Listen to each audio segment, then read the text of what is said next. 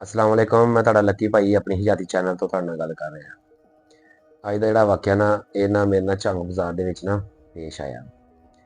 ਮੈਂ ਨਾ ਮੋਟਰਸਾਈਕਲ ਤੇ ਜਾ ਰਿਹਾ ਤੇ ਹੈਲਮਟ ਪਾਇਆ ਹੋਇਆ ਤੇ ਉੱਥੋਂ ਨਾ ਸਮਾਨ ਵਗੈਰਾ ਖਰੀਦਣ ਵਾਸਤੇ ਜਾ ਰਿਹਾ ਤੇ ਰਸ਼ ਬਹੁਤ ਜ਼ਿਆਦਾ ਨਾ ਤੇ ਲਾਈਨਾਂ ਦੀਆਂ ਲਾਈਨਾਂ ਲੱਗ ਗਈਆਂ ਜਿੱਦਾਂ ਮਤਲਬ ਕਿ ਬ੍ਰੇਕ ਤਰ੍ਹਾਂ ਬ੍ਰੇਕਾਂ ਲੱਗ ਗਈਆਂ ਤਾਂ ਕਾਫੀ ਰਸ਼ ਹੋ ਗਿਆ ਤੇ ਉੱਥੇ ਨਾ ਜਿਹੜੇ ਮਤਲਬ ਕਿ ਉਹ ਸਿਕਿਉਰਿਟੀ ਗਾਰਡ ਹੁੰਦੇ ਨਾ ਸਿਕਿਉਰਿਟੀ ਗਾਰਡ ਦੇ ਵਿੱਚ ਨਾ ਇੱਕ ਬਜ਼ੁਰਗ ਟੈਪ ਲੰਬੀ ਲੰਬੀ ਦਾੜੀ ਹਲਕੀ ਹਲਕੀ ਸਫੈਦ ਅੱਧੀ ਅੱਧੀ ਬਲੈਕ ਜਿੱਦਾਂ ਦੀ ਮਤਲਬ ਕਿ ਮੁਕੰਮਲ ਬਲੈਕ ਨਹੀਂ ਸੀ ਬਲਕਿ ਮੁਕੰਮਲ ਸਫੈਦ ਨਹੀਂ ਸੀ ਤੇ ਨਾਰਮਲ ਦੀ ਜਾਣੀ ਕਿ ਜ਼ਿਆਦਾ ਉਮਰ ਦੇ ਤੇ ਉਹ ਨਾ ਕਹਿ ਰਿਹਾ ਕਿ ਇੱਧਰ ਦੀ ਹੋ ਜਾਓ ਤੇ ਇੱਧਰ ਦੀ ਹੋ ਜਾਓ ਤੇ ਐਂ ਦੀ ਹੋ ਜਾਓ ਐਂ ਦੀ ਕਰ ਰਿਹਾ ਤੇ ਮੈਂ ਵੀ ਨਾ ਉੱਠਣੀ ਆਪਣੀ ਲਾਈਨ ਥਾਂ ਆ ਰਿਹਾ ਤੇ ਮੈਨੂੰ ਕਹਿ ਰਿਹਾ ਕਿ ਜਰਾ ਇੱਧਰ ਨੂੰ ਹੋ ਜਾ ਮੈਂ ਇੱਧਰ ਨੂੰ ਹੋ ਕੇ ਲੰਘ ਮੈਂ ਥੋੜ੍ਹਾ ਜਿਹਾ ਉੱਧਰ ਨੂੰ ਹੋ ਕੇ ਲੰਘਣ ਦਿਆਂ ਜਦੋਂ ਮੈਂ ਉਹਦੇ ਲਾਗੋਂ ਲੰਘਿਆ ਨਾ ਤੇ ਪਿੱਛੋਂ ਨਾ ਬੋਲਿਆ ਕਹਿੰਦਾ ਲੈ ਟੋਪਾ ਸਿਰ ਤੇ ਪਾਇਆ ਹੈਲਮਟ ਪਾਇਆ ਹੋਇਆ ਸੀ ਟੋਪਾ ਸਿਰ ਤੇ ਪਾਇਆ ਐਂ ਜਵਾਬ ਹਾਲਾਂਕਿ ਕੋਈ ਗੱਲ ਨਹੀਂ ਕੋਈ ਬਾਤ ਨਹੀਂ ਉਹਨੇ ਨਾ ਇੰਨੀ ਗੱਲ ਜਦੋਂ ਕੀਤੀ ਨਾ ਤੇ ਮੈਨੂੰ ਨਾ ਆਵਾਜ਼ ਤਾਂ ਉਹਦੀ ਸਾਫ਼ ਸੁਣ ਗਈ।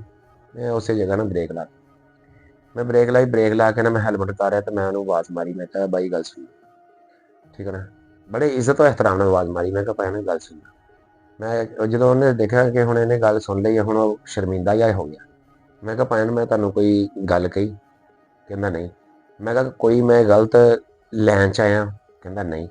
ਮੈਂ ਕਿਹਾ ਫਿਰ ਤੇਰੇ ਅਲਫਾਜ਼ ਮੈਨੂੰ ਨਹੀਂ ਸਮਝ ਆਏ ਕਿ ਤੂੰ ਮੈਨੂੰ ਅਲਫਾਜ਼ ਕਿਉਂ ਬੋਲੇ ਠੀਕ ਹੈ ਕਹਿੰਦਾ ਯਾਰ ਕਿ ਨਾ ਉਸ ਇੰਨਾ ਸ਼ਰਮਿੰਦਾ ਹੋ ਗਿਆ ਨਾ ਉਹ ਬੰਦਾ ਤੇ ਨਾ ਮੁੜ ਕੇ ਨਾ ਉਹਨੂੰ ਗੱਲ ਨਾ ਆਈ। ਉਹਨੇ ਕਿਹਾ ਭੈਣ ਚਲੋ ਛੱਡੋ ਜੀ ਮਤਲਬ ਕਿ ਮੈਂ ਮਾਜ਼ਰਤ ਚਾਹੁੰਦਾ ਉਹਨੇ ਕਿਹਾ ਹੈ ਤਾਂ ਮੇਰੇ ਤੋਂ ਸਿਆਣੀ ਉਮਰ ਦਾ ਸੀ ਉਹਨੇ ਮਾਜ਼ਰਤ ਕੀਤੀ ਮੈਂ ਲੇਕਿਨ ਇਹ ਗੱਲ ਕਿ ਮੈਂ ਕਿਹਾ ਯਾਰ ਗੱਲ ਇੱਥੋਂ ਹੀ ਆਣ ਕੇ ਗੱਲ ਵੱਧ ਜਾਂਦੀ ਕੋਈ ਗੱਲ ਨਹੀਂ ਕੋਈ ਬਾਤ ਨਹੀਂ ਕਹਿੰਦਾ ਨਾ ਤੁਰੇ ਜਾਂਦੇ ਹੀ ਲੜ ਪਏ।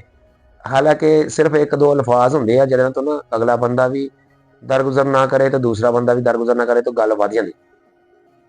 ਉਸ ਬੰਦੇ ਨੂੰ ਚਾਹੀਦਾ ਸੀਗਾ ਕਿ ਤੂੰ ਇੰਤਜ਼ਾਮੀਆ 'ਚ ਖੜਾ ਤੇਰਾ ਕੰਮ ਆ ਕਿ ਠੀਕ ਆ ਹਰ ਬੰਦਾ ਲੈਣ ਜਾ ਰਿਹਾ ਜਾ ਲੇਕਿਨ ਤੇਰਾ ਕੀ ਉਹਦੇ ਜਿਹੜਾ ਹੁੰਦਾ ਕਮਾਂਡਸ ਕਸਮ ਦਾ ਕਿ ਤੂੰ ਇਹਨੇ ਟੋਪਾ ਪਾਇਆ ਸਿਰ ਤੇ ਇਹਨੇ ਇੰਜ ਵਾ ਉਹ ਕਮਾਂਡਸ ਕਰਨ ਦਾ ਉਹਨੂੰ ਕੀ ਫਾਇਦਾ ਮਿਲ ਰਿਹਾ ਸੀ। ਲੇਕਿਨ ਸ਼ਰਮਿੰਦਗੀ ਬਾਅਦ 'ਚ ਉਹਨੂੰ ਬਹੁਤ ਜ਼ਿਆਦਾ ਹੋਈ।